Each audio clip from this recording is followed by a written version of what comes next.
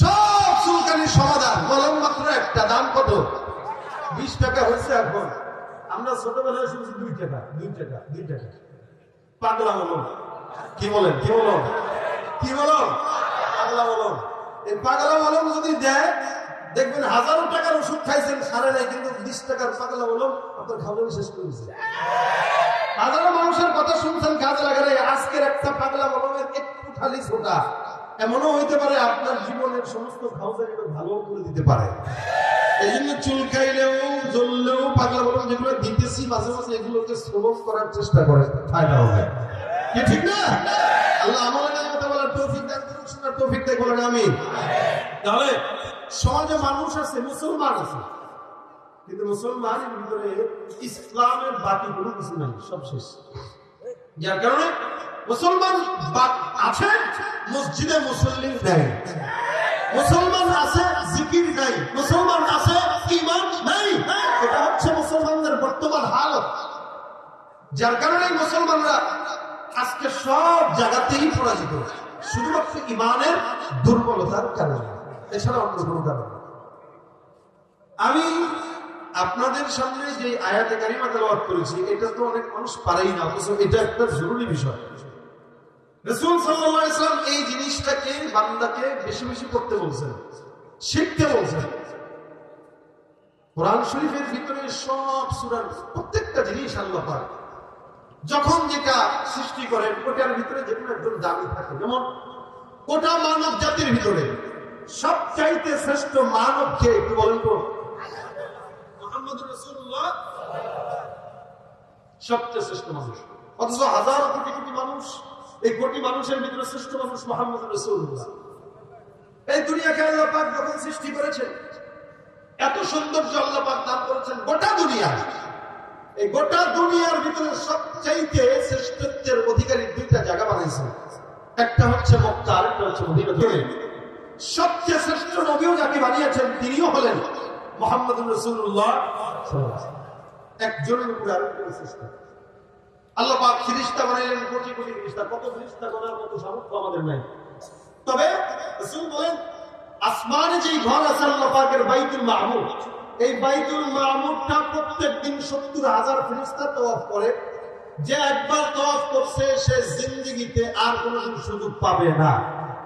তার মানে এবার বুঝেন, ওই বাইতুল মামুর তওয়াফ করতেছে যারা, এখনো পর্যন্ত চলতেছে, কিয়ামত পর্যন্ত চলবে। কতগুলো ফেরেশতা হইলেও তারপরে এই হালও দিতে পারে যে 70,000 একবারে করতেছে, একজন আর জিন্দেগিতে কোনো সুযোগ পাবে না। কত ফেরেশতা! এই সব ফেরেশতার ভিতরে সবচাইতে দামি ফেরেশতা কে, নামটা জানেন? বলেন জোরে। অনেকে সন্দেহ করে গেছে, তার নাম বললাম না। জিবরিল আলাইহিস সালাম।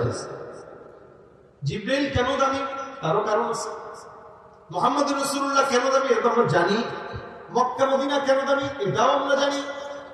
আল্লাহর নবীর সাহাবী আবু বকর, ওমর, ওসমান, আলী 4 জন এই সবচেয়ে দামি সাহাবীদের ভিতরে। এদের ভিতরে আমার সর্বশ্রেষ্ঠ কে? আবু বকর সিদ্দিক। কেন? এটারও অনেক কারণ আছে।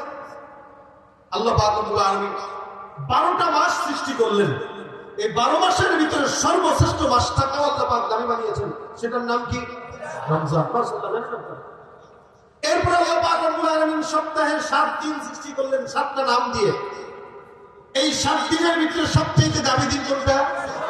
মাশাআল্লাহ। কেন? রাসূল বলেন জুমার দিনটা হলো উম্মতের জন্য ঈদের দিন, এবং এটা হচ্ছে সারা সপ্তাহের নেতৃত্ব দানকারী। আর আমরা তো সপ্তাহের গণনা করি শনি রবি সোম মঙ্গল না। রাসূল শিখাইছেন জুমা, ইয়াউম সাbt, ইয়াউমুল আহাদ, এভাবে, অর্থাৎ জুমার দিন থেকে শুরু হয়। এজন্য নবী বলেন জুমার দিনের দাম এত বেশি। অন্য কোন নবীর উম্মতকে আল্লাহ পাক জুমার দিনের কদর বুঝার তৌফিক দেন নাই, কিন্তু আমাদেরকে জুমার দিনের বরকত এবং কদর দিয়েছেন। যার কারণে আল্লাহ পাক কিয়ামত সংগঠিত করবে যে জুমার দিনে আমরাও সবার আগে জুমার দিনে আল্লাহর কাছে দাঁড়াবো, এবং সবার আগেই আমরা আল্লাহর কাছে জান্নাতে যাবো ইনশাআল্লাহ। এই জুমার দিনের সম্মান বেশি। আবার 24টা ঘন্টা যে আল্লাহ পাক সৃষ্টি করলেন, এই 24 ঘন্টার ভিতরেও একটা সময়ের দাম আল্লাহর কাছে বেশি। সময়টা কোনটা জানেন তো? রাতের শেষ ভাগ, রাতের শেষ ভাগ, সুবহে সাদিকের আগে। যার কথা আল্লাহ পাক কোরআনে বলেন, ইয়া আইয়ুহাল মুযাম্মিল কুমিল লাইলা ইল্লা কালিলা নিসফাহু আও ফালইউনকিস মিনহু কালিলা। তার মানে আল্লাহ পাক রব্বুল আলামিন এক এক জিনিসকে এক এক জিনিসের উপর প্রাধান্য দিয়েছেন। ঠিক কোরআনের সমস্ত আয়াতের ভিতরে সবচেয়ে প্রাধান্য আয়াত দিয়েছেন যে আয়াতকে, এই আয়াতটা হচ্ছে আয়াতুল কুরসি। সুবহানাল্লাহি ওয়া বিহামদিহি। উবাই ইবনে কাব রাদিয়াল্লাহু তাআলা আনহু, রাসূল সাল্লাল্লাহু আলাইহি ওয়াসাল্লাম বলেন, তাকে জিজ্ঞাসা করা হচ্ছিল, এই কোরআনের ভিতরে আল্লাহ পাক সবচেয়ে শ্রেষ্ঠত্বের আয়াত যেটা দিয়েছেন ওটা কোনটা একটু বলো। উনি বলতেছেন, রাসূলুল্লাহ আপনি তো ভালো জানেন, আপনার আল্লাহ ভালো জানেন। রাসূল বলেন, না, তোমার ভিতরে কোরআনের জ্ঞান আছে আলাদা, তুমি একটু আমাকে বলো। দ্বিতীয়বার আবার বললেন, হুজুর আপনি আর আপনার আল্লাহ জানেন। রাসূল সাল্লাল্লাহু আলাইহি ওয়াসাল্লাম তৃতীয়বার বললেন, না, কোরআনের ফাতিহা থেকে নিয়ে নাস পর্যন্ত কোন আয়াতটা তোমার কাছে সম্মানিত এটা একটু আমাকে বলো।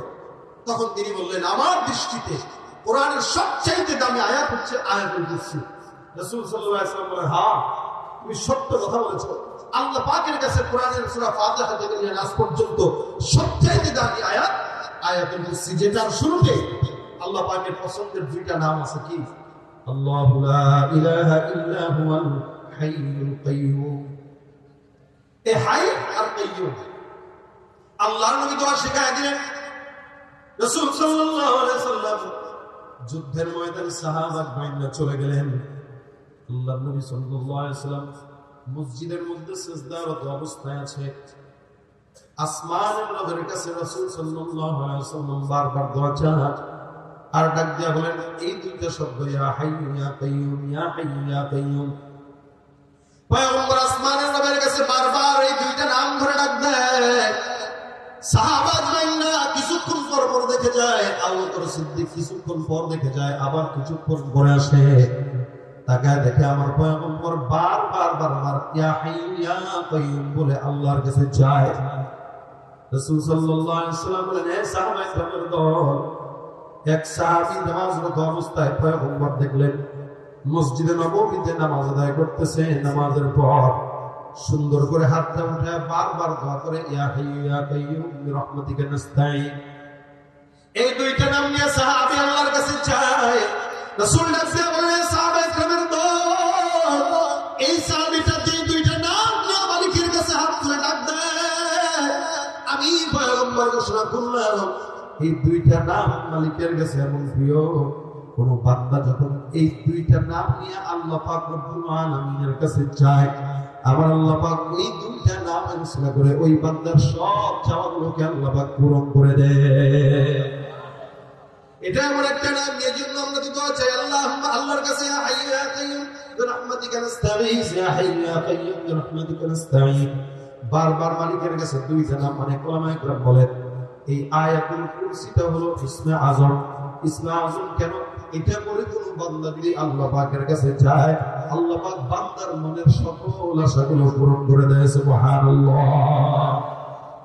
ভাইরা আমার, সমাজের ভিতরে আপনি আমি চলি, রাসূল সাল্লাল্লাহু আলাইহি ওয়াসাল্লাম হাদিসের মধ্যে বলেন, হে উম্মতরা, তোমাদের জন্য জান্নাত কি আল্লাহ পাক রব্বুল আলামিন সহজ করলেন।